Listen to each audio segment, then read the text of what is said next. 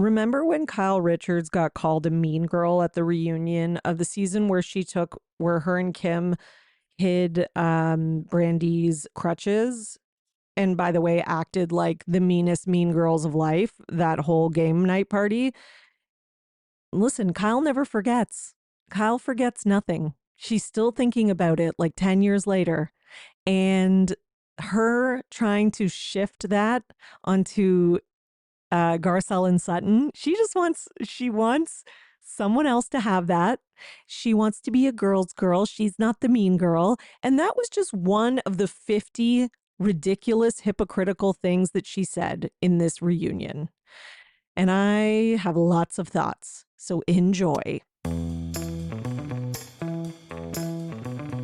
Welcome to the Bravo Papers, a safe space for all us Bravo fans who love to analyze, deconstruct, and talk about our favorite Bravo shows ad nauseum. So join me, Bravo and Botox, and we'll catch up on all the Bravo news and read way too much into our favorite shows and Bravo celebrities.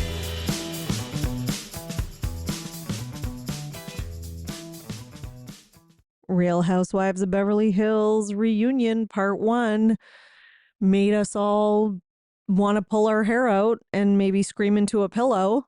At least it did for me. And I've got like 97 pages of notes, not literally, but I've got a lot of notes.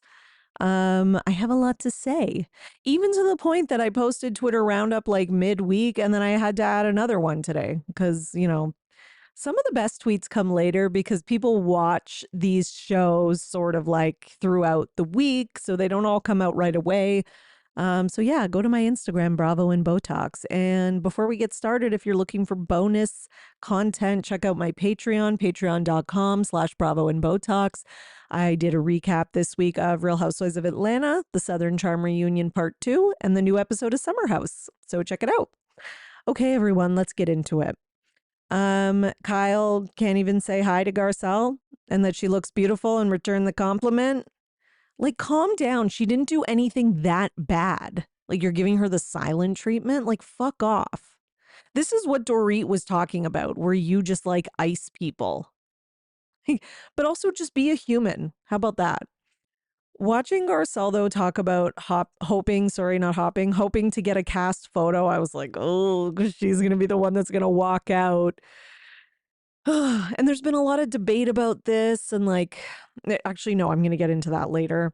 But yeah, it was one of those moments where I was like, oh my God, it's such foreshadowing. It's like, you can't write this shit, It's like truth is always just better than fiction to me. Like, I love a good fiction, but the truth is what I'm after. I just love reality stuff. And I also love, this show made me so mad this week, but I kind of am okay with that. It's like it gets that reaction from you that makes you just, yeah, I'm entertained, because sometimes people are like, it's too toxic. I don't want to watch, which I do agree with. And I don't want this whole Fox Force 5 thing, but I have to say, am I enjoying like arguing about this and, doing think pieces and overanalyzing it? Yes, I can't say that I'm not enjoying that aspect. Okay. So basically, based on Kyle's face, okay, it was Dorit trying to keep her job. Like, Kyle's face is very, I think Dorit is saying it to save face so that, her actions don't seem fake, I guess, when it comes to PK's an alcoholic and whatever. Like, I do think that, but Kyle clearly makes a face that's like, you were acting extra to keep your job. And that inherently is a problem. Like, it seems like Kyle has these like close relationships with production and stuff. Like, I don't know. I don't think that's good for the show. It feels like, again, it's why Kyle's always in the first seat. It's why even when she's not the most interesting storyline, it's why it's even why maybe people often tiptoe around Kyle, which is why we're also upset about Garcelle leaving, because she didn't tiptoe around Kyle. And it seems like maybe that's part of why Sutton is sucking up to her so much, because I do think that this show is kind of like a drug. And like once you've been on it for a while, it's like you can't imagine your life without it. And I think that's part of the reason that Sutton is so infatuated with Kyle, because Kyle is like the queen of the show. So like the show and Kyle like kind of go hand in hand. So Sutton doesn't want to lose either of them. And I'm not trying to make excuses for Sutton, because she should be standing up for Garcelle and she was not in this reunion. But I do think that it's not an excuse, but I do think it's a reason. I really do. Um, so, okay, what does Andy say? So Andy asks Dorit if she is getting back with PK. Is that something that she would want? And Dorit says, not as is. And then she says that she's still in love with him. So again, it's like, even when you're in your 40s, etc., you still, yeah, people can still be delusional about these types of things. Like she's like, not as is. He's not going to change. Okay. PK is never changing. End of story. Okay. Here's the thing, is maybe Dorit changed. And I think PK hasn't changed since he started dating Dorit. I really do think that Dorit changed, but I don't think that's necessarily a bad thing. But to PK, it's a bad thing because he wants her to just be like, I guess in his mind, the like fun, up for anything type of woman that he was when they first started dating and got married. But she has changed. So just her expectation that he's going to change now is like crazy. And trust me, his personality, it's not like, yeah, I'm sure there's some things that the alcohol caused or exacerbated, but he's still PK. Okay. And I don't even think he's wrong about everything when it comes. I think she has her part too, but I'm just saying, like, it's like, Dorit, aren't we a bit old for this train of thought? I don't know. Okay.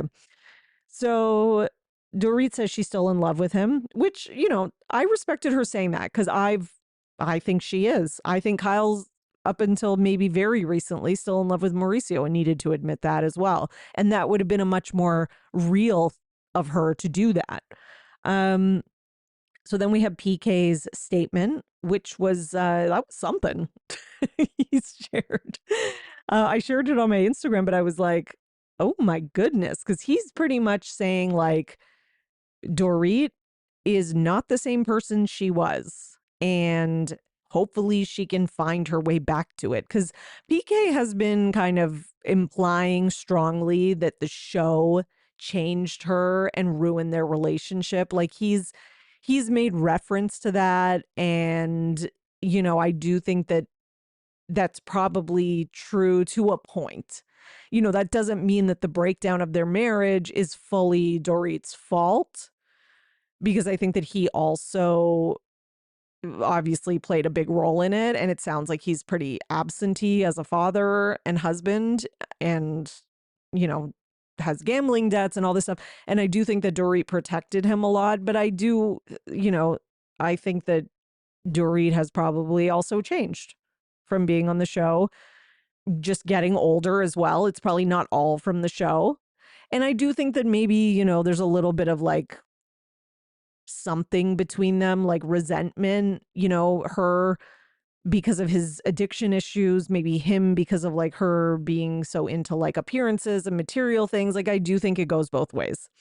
Okay, so I even said this in my notes. I do think Dorita's change, but I also still don't think it's the main cause of the divorce. Okay, so she mentions that her love of luxury and material things contributed, or that it could have sometimes.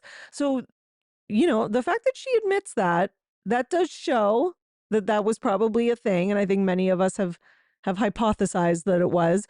Dorit also says he could be insecure due to her fame, but she's not sure. And then Sutton makes a face like, what the fuck? Like, that's a lie.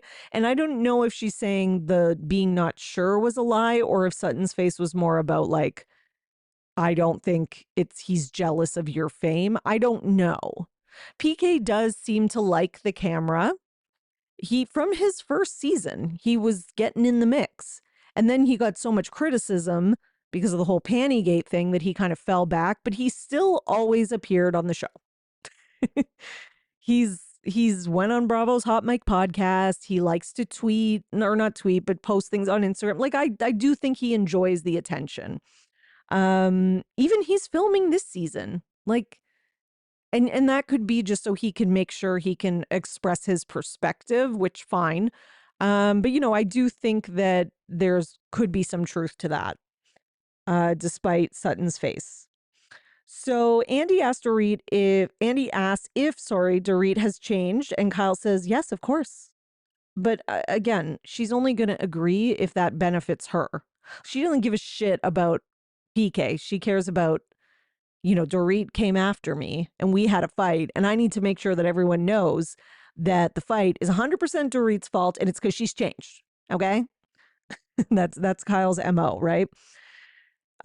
She says, she doesn't recognize this person and she always says that when she's mad at someone. It's her way of avoiding any sort of accountability, right? It absolves her of any accountability because she can be like, well, I didn't do anything wrong. It's just that they've changed, and I don't even recognize this person. Like, it's such a gaslighty, like, shifting blame thing. I can't with Kyle. I'm not going to lie, it's hard for me to care about the Kyle versus Dorit in this reunion, because I do think they've already like realigned and kind of agreed to be allies against Garcelle. And I think they're kind of over this. Like, I do think that they're mad at each other, but I've always kind of thought that Dorit and Kyle don't really like each other, but they'll just be allies. And I think they're kind of back to that. So it makes me care less about their conflict. Like, I just can't like take it that seriously, because I don't think we're going to go into next season with the two of them like not speaking, or like, I just don't think that's going to happen if Dorit is around next season, which I guess maybe she will be. If you had asked me, a month ago, I would have said something different. But now, knowing Garcelle has left and what happened at the reunion, now I'm like, oh fuck, maybe we're stuck with more Erika Dorit. Dorit says she's hurt by Kyle saying that Dorit might be exaggerating PK's bad behavior, which totally I would be too. And Kyle responds that she was coming from a place, this is the dumbest excuse, okay? She was coming from a place of PK not being there to defend himself. It's not his show. Mauricio's not there to defend himself either. Why does PK, so she can't talk about her divorce? This is the Real Housewives of Beverly Hills, not the Real House Husbands. So what, she can't talk about PK once he's not on the show anymore? No, sorry, it doesn't work like that. So it makes no sense. No, you're trying to say that your friend is lying about her experience of how she was treated by her husband. I'm sorry, that is a fucked up, not girl's girl thing to say. And Kyle's, of course, the one who's like, I'm a girl's girl. You are so not. Don't even get me started. I could talk for 9 hours about why Kyle's not a girl's girl with citations and example. Like, I could write a dissertation on why Kyle Richards is not a girl's girl. Okay, so just fuck off with that. So Kyle harps on the word alcoholic, but it is a little different. I do want to say, like, I'm not fully with Dorit on this, but I do think that PK, because I had seen it. I saw him claim sobriety, on his Instagram before the season started. So I do understand how Dorit thinks it's more of an open door to talk about that. I also think that she believes that this is a big part of why they're getting separated. So feels the need to talk about it. And I do have sympathy for people who have dealt with an addict for a decade or whatever, because that's a very tough thing to do, and no, I guess it's not good to just like out someone and call them an alcoholic, like out of nowhere, like how Kyle did with her sister. But I do think it is a little different when the person has been on Instagram, and I'm sorry, he was on Instagram being like, I'm sober. My life is so much better. 87 days, like doing the countdown. Like, no, maybe he didn't use the word alcoholic, but like it's really semantics. And God, I'm get so mad that I'm even defending fucking Dorit because I can't stand her. Okay.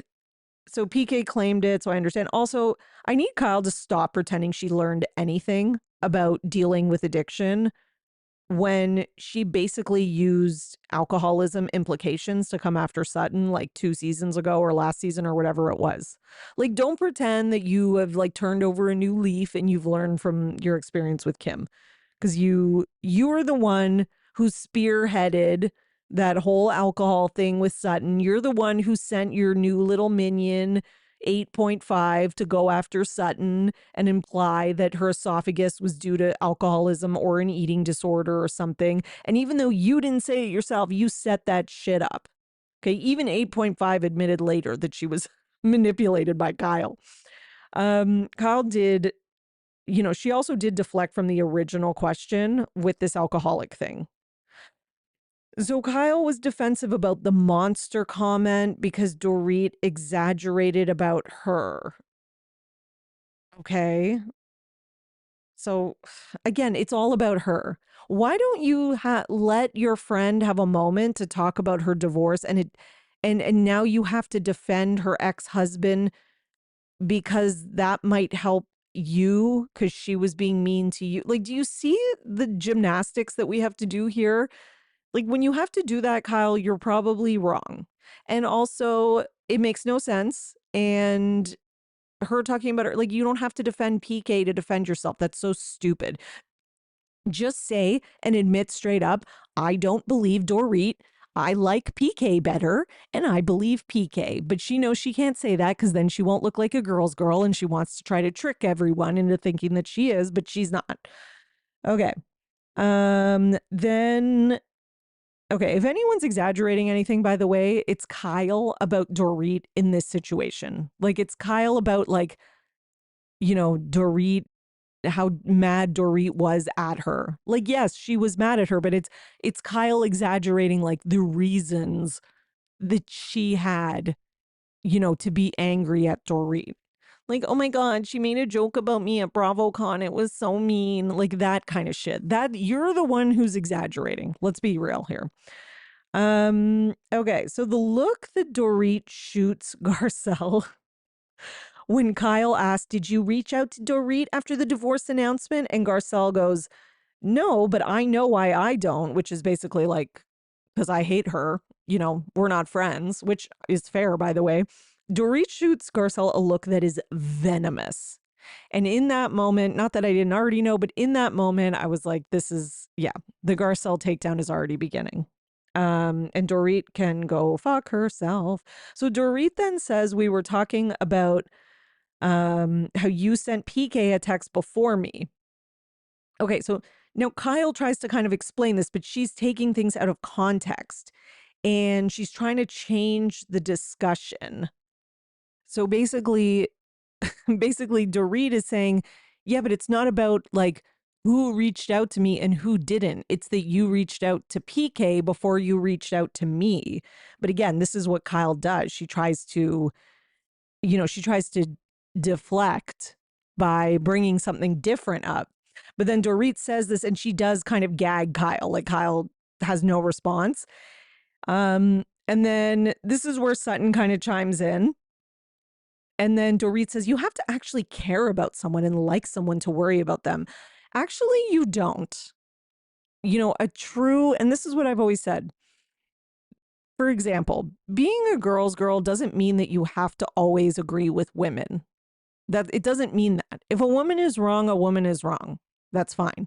But what it does mean is that even if you don't like a woman, if she's in the right, especially when it comes to like, an issue with like a guy, then you will acknowledge that, right? It's like Lexi on Summer House. Like, yeah, she's annoying, but she's not wrong, and she should still be defended when she's being treated shittily by Jesse, whether you like her or not. Okay, because a woman doesn't deserve to be treated that way and lied to and cheated on. Do you know what I mean? So that's what I kind of think Kyle doesn't really get.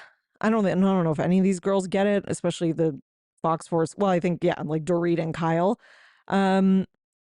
But Sutton is like, but Sutton's right. You should know whose name is on the mortgage. And and she can worry about another woman getting fucked over financially, even if she doesn't like someone. You think I like what's it called? Teddy Mellencamp? I've never been a fan of her, but I definitely, have concern for her. And I hope she's okay. And I wish the best for her. Like, I think, and I wouldn't want Kyle to get fucked over. Like, I'd be upset if I found out Kyle got divorced and got nothing and Mauricio got it. Like, that would piss me off. And I can't stand Kyle. Like, it's like, sorry, Dorit, you're wrong about that. Dorit says it's in pre-foreclosure, as though that's like so much better. She's basically says she had no idea, which that's a problem. Why don't you know? Like, that's not good. She said it's in pre-foreclosure. She had no idea. And then this is what she says. It's so stupid. Like, Dorit, help me here. Like, we're trying to take your side and defend you, but like, you got to be smarter than this. She says, he is in PK, obviously. He says they changed the rate and he was trying to get a hold of somebody. No one's returning his calls. And until they give him a call back, that's how he does business. But then she says, listen, it's resolved. They ended up calling. That's what he said. So you just believe him? So you're saying he's like this alcoholic, he's a liar, he, you know, takes off for 3 months and doesn't see your children and you just trust him? And this is what we do when our mortgage rate changes? We ghost them? Like none of this makes sense, Dorit. And to say that he's trying to get a hold of someone at the bank or wherever because of the mortgage rate and he can't, fuck off. Are you kidding me? My mortgage is up for renewal in October of this year, and they've been sending me emails since December, reminding me, harassing me. You're going to be looking for a new rate. You should come with us. Da, da, da, this, that, the other. Like that, it doesn't work that way. Just stop. This is not like a negotiation, like, where you're like walking on the street and buying something off some guy's little, table at a fair where you can negotiate. Like, fuck off. It's just so dumb. And then the fact that she says that, that's what he said. Okay, so you just believe everything he says. I can't say I care about the status of PK and Dorit's marriage because I don't. I'm over it, just like I'm over Kyle and Mauricio's divorce. I'm done talking about it, and they've both made it boring and repetitive. So leave it to these women to make everything boring. And I want to say off the top that Garcelle is not the only one saying, implying, etc., that Bose is Dorit's spokesperson. This has been said on the after show as well by Kyle, at least by Kyle. So, I don't know why Garcelle is the only one like getting pushback about that. Well, I do. It's because this is like the Garcelle takedown episode that they all planned. I do respect Bose admitting she watched the show beforehand because I think everybody, a lot of people at least, watch these shows before they go on and no one ever admits it. It's rare that you get someone who admits, I watched it all. I sat down, I watched it, and then I called people and then I asked them to give me gossip. Like, not a lot of people admit that. So I was satisfied that she admitted that was good. But the fact that she watched it and then chose to be friends with Dorit still, I'm kind of side-eyeing that a little bit, I gotta say. Just the way that Dorit and these women have treated Garcelle and Sutton, the way that they have never like really let anyone into their little group and made everyone feel like outsiders. And I don't know. This is who you decided was Dorit was okay. Okay, whatever. Um, and again, I don't know if I even believe Bose is really trying to get pregnant. And it's not because I think Bose is like a liar, but like, is she really like, is this a storyline? It just felt like a storyline. It felt like she came on the show this season and she needed a storyline. I don't know. We'll see. We'll see what happens. Okay. So Bo says it's been frustrating to hear others' opinions on her hopes and dreams and desires. Okay, so don't come on reality TV and make it a storyline. If those are really your hopes and dreams and desires and you are having trouble hearing people's opinions on it, if it's so vulnerable and you need it to be between you, Keely, and God, as she says, go be private. You're on a reality show. If you make something a storyline, everyone's going to have opinions about it. Everyone's going to talk about it. And guess what? Half of those at least are going to be negative and you're not going to like them. But that's the show. Okay. I just thought that was so ridiculous to come on a public platform, make it your storyline, and then say, that it's been frustrating to hear I get it. She's allowed to feel frustrated with people being mean about it. That's fair. But it's also like, you can't be like, oh, people have opinions on my hopes, desires, and dreams. Well, yeah, because you made it your storyline. So Bo says she met with Garcelle before they started filming, trying to get the tea, but Garcelle wouldn't share because she wanted Bose to figure things out on her own. And Bose respected that and was inspired by Garcelle's directive to be open. And it so happened that Dorit was open back. Yeah, because she had no one and she needed an ally. Like, can we just be honest? She literally came in this season with no friends. Maybe Erika. Yes, fine, Erika, but Erika wasn't going to go full force Team Dorit because Erika is in the middle and is going to stay neutral because she's also just as close with Kyle. So she literally had no one. So there's a part of me that's like, Bose, how can you not see this? I don't know. I guess she just really and fine, if she really did meet her and liked her, that's fine. It's just kind of hard to believe that she doesn't kind of see what Dorit is doing to a point. And again, Dorit could have been looking for an ally and now they could really truly like each other. So there's that as well. Okay, so I'm just saying. And Bose, nobody is jealous of Dorit. That comment was something. No one is jealous of Dorit. Trust me. No one is jealous of the poorest one on the show, of Dorit, okay? Especially in a group like this where everyone cares a lot about money. Or is Erika the poorest? I don't know. Dorit might be poorer. I don't know. It's a race. Okay. Garcelle mentions the Dorit and Bose. She mentioned it twice. I wouldn't say she harped on it. I did think that was a bit of an exaggeration. And I do think I agree with her. Her and Sutton have gotten it so much worse. And from Dorit, by the way. So yeah, give it back to them. They I'm sorry, they've been giving it to Garcelle and Sutton for years. And in my opinion, the only reason that Sutton and Garcelle had to band together is because they were never fully let into the clique. So they had no choice. They were backed into a corner. When the cool girls won't let you in, you find a friend, even if they're weird, like Sutton. Okay. Why does anyone thinking Bose could be manipulated by Dorit say something about them?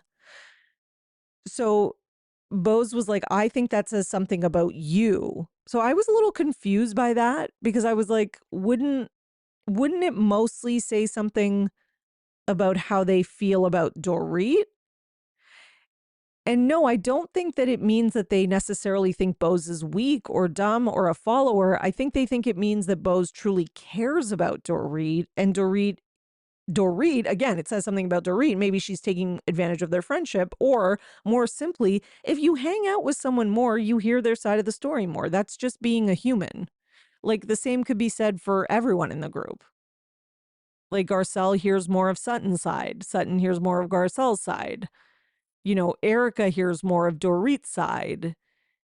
Whatever, So, I don't think that's even necessarily a bad thing. I think that what they were saying, though, is that you just got here.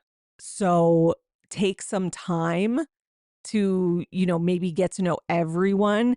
It is a little different, with other people on the show who've been around longer and have had more time to get to know people, see them in different situations and see different dynamics. So I think that was kind of what they were saying. So I didn't get why Bose was saying it means something about you. I don't think it does. So Kyle went to Bose's room. You know, she hurled a bunch of shallow compliments, and that means that her and Bose are close. Like Kyle is just shallow. Like she's like, we got to know each other. Like, no, you went and you were like, you're so great, you're so this. Then you went to Bose's house after the surgery and talked shit about Dorit the whole time. These are not deep conversations, but maybe Kyle thinks it is. I don't know. God, Kyle's just so Kyle. Like she can't even help it, I think. But yeah, I don't think that this is deep, and I'm glad that Bose pointed out that it was mostly about Dorit and the conversations were not memorable. And then Kyle laughs, and I was like, if Garcelle had said that, Kyle would have been so mad because it's Takedown Garcelle Day. But Kyle knows that, you know, this is going to be the new group and Bose is going to be the new member. And, you know, if they're going to take down Sutton and Garcelle, they need her. So she's got to laugh at it and pretend she's not hurt. But really she is. She's seething underneath. She'll bring it up like in 2 years. Just wait when something shifts in the group dynamics. Okay. So everyone just wait. Then they talk about Garcelle sharing, or her ability to share, and Erika does her famous that has drove the internet crazy and got everybody all up in arms, including me, and says, well, I just wish you were more interesting. And then Erika goes on about her, Kyle, and Dorit, and she really speaks for them. Like, I thought the most interesting part of this was how Erika says, we feel, oh, okay. So this was planned ahead of time. Not that we didn't know that already, but just in case we needed evidence, this was fully planned out. Okay. We, the clique, the leaders of the group, because we've been around the longest and we're the remaining Fox Force fine. Yeah. We have decided that you are not interesting and that you don't share a lot and that we've shared much more. And now we're going to come at you. Okay. And Erika, you're not interesting either. Okay. You're a scam artist. I'll give you that. But you know, the only reason that you shared anything was because you had to, because it was in the news and because you were forced to, and you knew there was no fucking way around it. And also because you knew that the only money you had left was from the show and you needed this damn job and you knew that they weren't going to be letting you stay on unless you fucking talked about it. And by the way, everything interesting that you shared or every interesting moment you had since that was brought on by being questioned by guess who? Garcelle, Sutton, and Crystal. Okay? It was not, if it was up to you, you would have just given us what you wanted, which would have been fake tears with your mascara, with these annoying conversations with Kyle that were not even that interesting. But instead, we actually got some good moments. And again, who do I credit? Sutton, Garcelle, Crystal. Okay? And you hid your shit about Tom for years. Even in that fucking season, you were talking about how great your marriage is and how he's a workhorse to Garcelle when you were in whatever, Lake Tahoe or whatever. It wasn't until it was literally in the news that you had to say shit. Right? You even got a divorce from him and were trying to make that your storyline to deflect and pretend that you didn't know anything. If it was up to you, she would have hid all of it and given us some boring bullshit divorce story. Okay, so get the fuck out of here. Okay. End rant. Done. Then where is I? Kyle makes a comment. This I thought was hilarious. Kyle makes a comment about how she tunes the cameras out and just says how she really feels. Interesting word choice, because you can't argue with that, because she says how she really feels. Okay, yes, maybe you're being honest about feelings, but are you being honest about facts and what's actually happening in your life? You've been very honest about how you feel about getting divorced from Mauricio, but you have not been very honest about, and you've been honest about feeling betrayed, but you haven't been honest about what actually happened. Did he cheat on you? Was it a financial betrayal? What was the betrayal? You have not told us. Yes, you told us he wasn't as supportive as you needed him to be with the death of your friend and all that, fine. But you have still not told us what this betrayal was. Okay? So fuck off with that. And for Kyle to say that she doesn't even notice the cameras, okay, then why do you set up your Birkin bag like it's an advertisement every time the cameras turn on? Why did you bring the Birkin bag and sit it next to you when you were having your therapy session last season? And if you're not even paying attention to the cameras, why are you always sucking in your cheekbones or your cheeks? She's always sucking it in and posing with her lips. She was even doing it at the reunion. It's really like, give me a fucking break, Kyle, okay? Get out of here. All right. Where was I? Okay, deep combos. I talked about that. Okay, then Kyle says Morgan came on as a favor to me. And you didn't know how that would go, Kyle? You have been on the show for like 15 years. And then you've been on the show for a long time. And then she's like, it's a lot of anxiety it created for her. She couldn't handle it. That's your fault. That's no one else's fault but yours. So she did you a favor, fine. She still came on. You knew what would happen if she came on. You knew it would open the door to all sorts of questions, criticism, etc. So if you knew that you wouldn't want to talk about it or you would respect her and you know she's private and all this stuff, then why the fuck did you ask her to do you the favor in the first place? You don't get to have it both ways, period. And then she says it was a lot of anxiety created for her. Yeah, maybe you shouldn't have a music video where you're making out or whatever, or touching and what, like, just get out of here. And stop calling the paparazzi, okay? They're not following you everywhere. Stop it.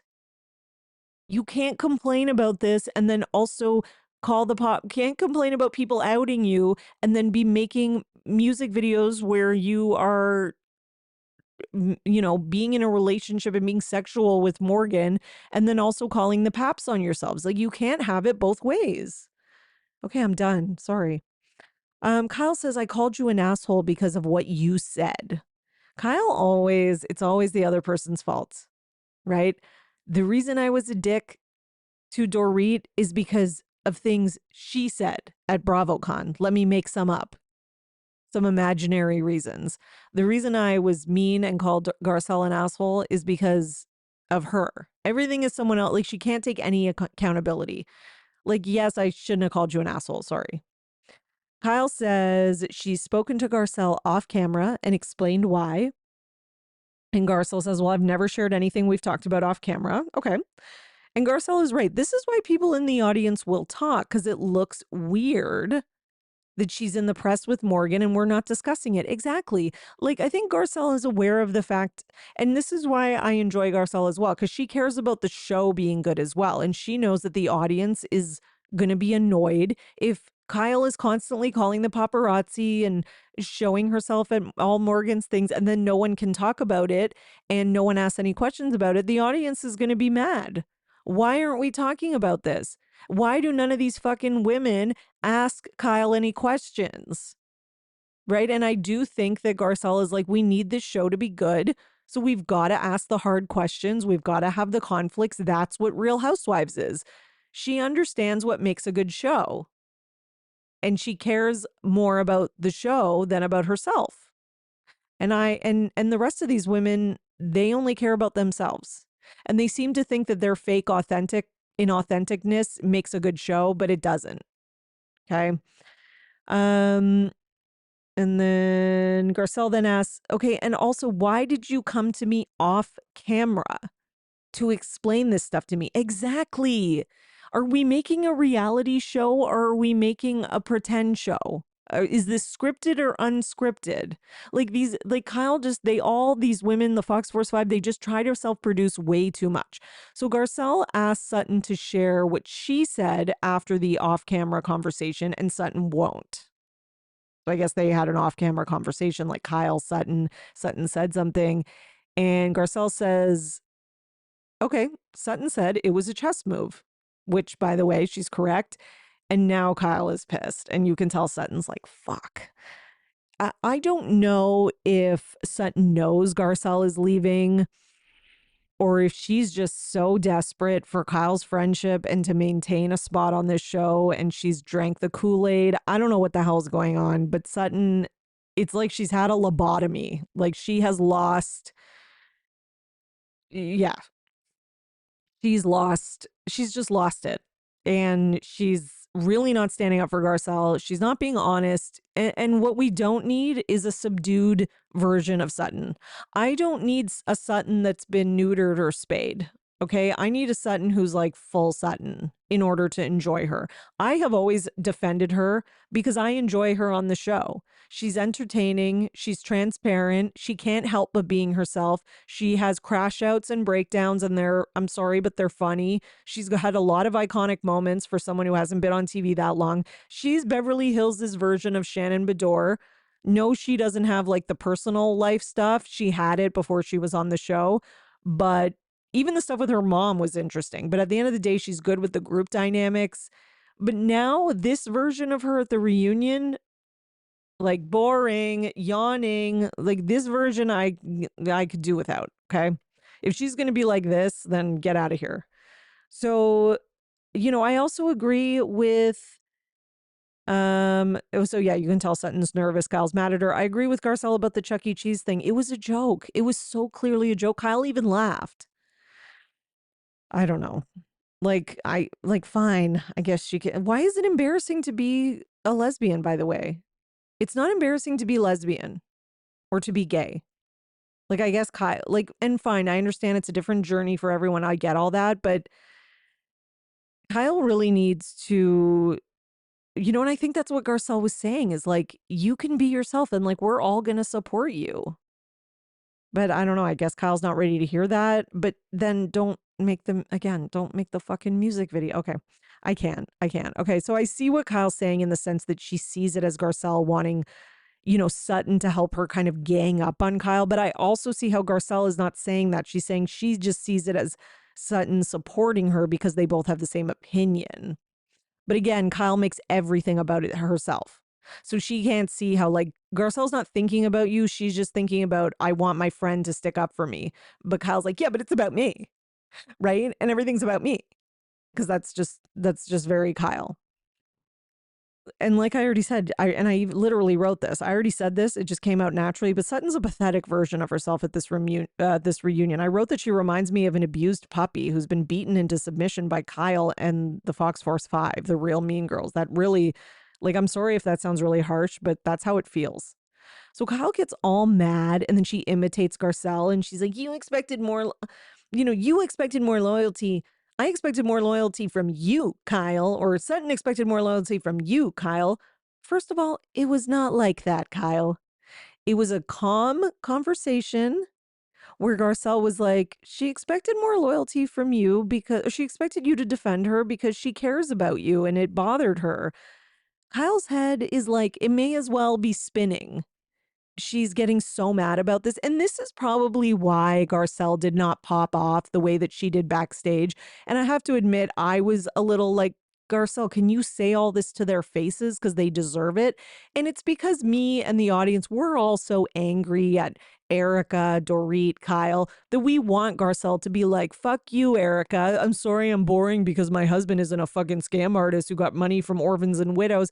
Like, yeah, we want her to say that. But look how Kyle paints it out, even when Garcelle was just saying something so calmly. Like she was just saying, like, yeah, Sutton was upset because she wants you to stand up for her, and then Kyle makes it out like you were like, why didn't you stand up for Sutton? Da-da-da. It was not like that, right? And I do think it is just different, unfortunately, for Garcelle being the first Black woman on this show on a white cast, and they hold her to a different standard, and it's not fair. And I think Garcelle knows that if she had popped off, she would have looked like, or they would have made her look like the angry Black woman. And, so she handled it as best she could. She's in a very difficult, unfair position. That's what I'm going to say. Okay. And that's, I think, 100% true. because Kyle's head is literally spinning about this, and she's pissing me off. So Kyle says in response to the like, you're important to her, she's like, well, that's not my fucking problem. So I guess Mauricio could have said that too. I guess you being hurt by him kissing someone is not his problem, right? Just saying. And I guess he could have just said that every time you have an issue and you cry during their divorce and you say, well, you're important to me. Oh, well, not my problem. Garcelle does give a sincere apology, and I still don't get why Kyle is so wound up about all this. And then Dorit starts talking about who's real and who's not. Girl, I can see the cheek threads on your face, okay? You have been pretending to be rich for 10 years. You've also been pretending that your husband's not an alcoholic, not a scam artist, doesn't have gambling debts, and you're still kind of pretending that your house is not in pre-foreclosure when it is. So get the fuck out of here with that. Listen, Dorit has a right to be upset about the burglary comment. I'm going to say that. She has the right to be upset about it. But, and if you're Garcelle, if you're going to say something like that, and she speaks for the audience, for a lot of us, including myself, who think that this was an insurance thing. And again, I don't think that Dorit knows that. Like, I do think that Dorit didn't know anything about it. And I think it's all on PK. And I do think her trauma and her PTSD, it's all real, 100%. But that, all that being said, if you're going to call that out, because you are calling out like her most like a traumatic thing that changed her life, you have to be ready for her to come back at you at the reunion. Like, Garcelle had to take her lashings in that moment. She just did. I'm sorry. Okay. And she says that it's an intuition, which that's how a lot of us feel. And it is funny though, because Dorit just finished saying she wants, people on the show, or she wants someone who's real. This is quite real. Like, Garcelle admitting this and saying that she thinks there was something sketchy about it, that's about as real as it's going to get. Because I'm going to tell you right now that Sutton and Kyle and Erika and Bose, they probably, well, maybe not Bose, I don't know. But I'm going to say that all the rest of them had some suspicions too. And none of them are ever going to have the balls to say that out loud. Like, period. Okay? I also want to remind everyone, I put this in a tweet, that they were robbed in October. Hang on. I'm going to find the tweet because this is important shit, okay? That everyone needs to be reminded of. And again, I'm not reading this tweet to prove that Dorit doesn't deserve to be upset, because I actually do still think that she deserves, or that she is allowed to be upset at Garcelle, because her trauma is real. And also because if PK was involved, when you've had that type of trauma and had a gun to your head, you don't want to believe that your husband did this. Full stop. Okay? But I don't think that PK would have done it on purpose. I think that maybe he set it up and the timing, something got fucked up. Dorit came back early. They came on the wrong date. Whatever. It was something like I think nobody was supposed to be home, and that just ended up happening. So Dorit was robbed on October 27th, 2021. PK paid off his $2.2 million debt to the Bellagio Casino in January of 2022. That's less than 3 months later. I do just want to say that. Guys, I'm just saying. Okay. By the way, he had owed that debt to the Bellagio for 9 years. He had made a very small dent in it where he'd paid off a little bit, and he had defaulted on the payment plan. And that was like close to when the burglary was. And yeah, so just reminding everyone. Okay, so Dorit, so I love how Andy is staring straight ahead and he's making no eye contact. And then he's like, I think it's the guy leaving the cell phone. I died. I thought that was so funny. And it was a good point. Garcelle technically didn't say PK, but I mean, like we know what you're implying. But Dorit is certainly taking it that way. So does that mean guilt, or does that mean she knows something now? I don't know. I don't think she knows anything, but obviously she took it that way. But also saying someone, I think when they go back to how Dorit said it, she said someone. So I do think a lot of people, assumed PK. Then Dorit keeps going on,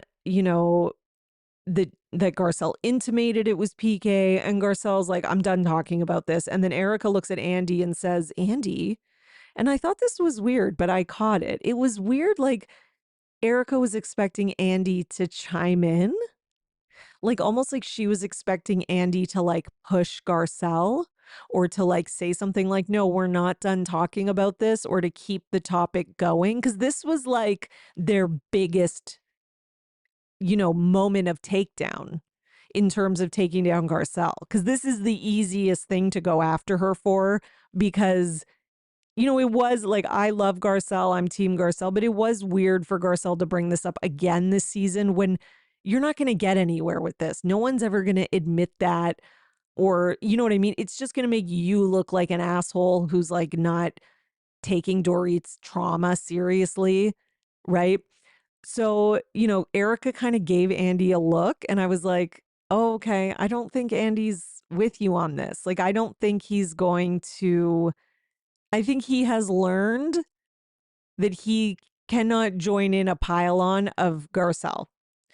Because that one season when he didn't join in the pile-on, but he also didn't stop it and didn't take it seriously when they were all laughing about throwing out Garcelle's book, and Garcelle was sitting there with tears in her eyes, and he just started talking about how the whole recycling thing like got sidetracked, and he got raked through the fucking coals. Like, he had to apologize on Twitter, he had to apologize on Radio Andy. So he's not doing that, Erika. Okay.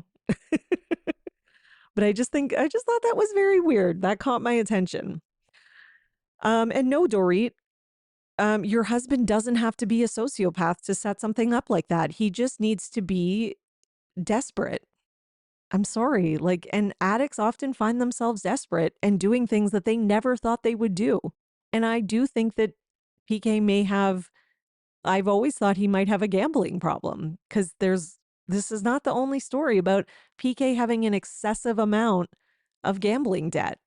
He seems to like to take risks and do these high risk things. And, and again, I think it could have just been a miscommunication. Dorit wasn't supposed to be there with the kids or whatever. So Bose does start kind of piling on about how terrible it is, and in a very like lecturing tone, like, let me lecture Garcelle. Like, it's like she's like lecturing her like she's like a bad teenager. I did not like that. Garcelle was, obviously blindsided by all of this, which I don't blame her. And she feels like she says after, when they leave and they're backstage, like, okay, so I just can't have my own opinion. I can't have my own viewpoints, and I just have to go along with everything, which I feel that for her. And there's some people online who are like, oh, Garcelle finally has her feet held to the fire and now she can't take it. I don't think it's that she can't take it. I think it's that she has been on this show long ago to recognize what is being done. And if this is being done now, the next season, she's going to be the next Denise Richards. They're going to find something, they're going to harp on it, and they're going to be like the dog with the bone. And there was LVP, and there was Denise Richards and others, and she's the next one. And I think she's just like, I don't need this show enough to put up with that. I've had a good run. I've gotten a lot out of it. And also, why would I stay in this group of friends if I don't have any authentic friends? Because she sees in this moment that even Bose is coming after her, the newbie. And, Sutton is sitting there. She may as well be a rag doll. She's sitting there so quiet. So it's like, I'm not going to do this. I'm not going to have a whole season where everybody's fucking ganging up on me. And I think she did pretty well defending herself on stage. She didn't like break out in tears and just say nothing and try to like deflect and make herself a victim. She responded. She gave clear answers to all the questions. And when it came to the burglary thing, like, she stood in that. And that's a hard thing to stand in. Like, she didn't back down and say, you know what, you're right. Like, she was just like, that's what I think. So like that's a hard, like people are not giving her enough credit for how fucking hard that is. Okay. Then Sutton, they're talking backstage. Okay, wait. And then Sutton's like, I'm gonna cry. And I was like, bitch, you have gotten off scot-free so far. And not only that, but you let your friend get crucified while you sat there. Like, but Sutton might be also seeing the writing on the wall. Like, if Garcelle's getting taken down like this at the start, then you're next, okay? And also, Sutton, this is really a dumb move on your part because if Garcelle leaves, which she now has, you're fucked next season because you think they're going to go after Bose? No. You think they're going after Dorit? No. And they sure as shit aren't going after Erika and Kyle. So who does that leave? And you've got no one now. And whoever's new, they're not going to go after the newbie on the first season. They might go after the newbie on like their second season, but they let them have a break on the first season because that's just how this group works. But you're going down, okay? So I don't know what Sutton's thinking. And if she believes that they are going to let her into their little clique next season and she's going to be part of the Fox Force, whatever the fuck, she is just so mistaken. Even if they let her in for like one season and give her a little bit of time, it's not going to last. It's just not. Okay.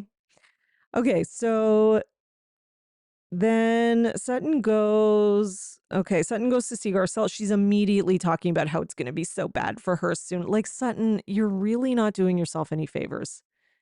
It's not about you.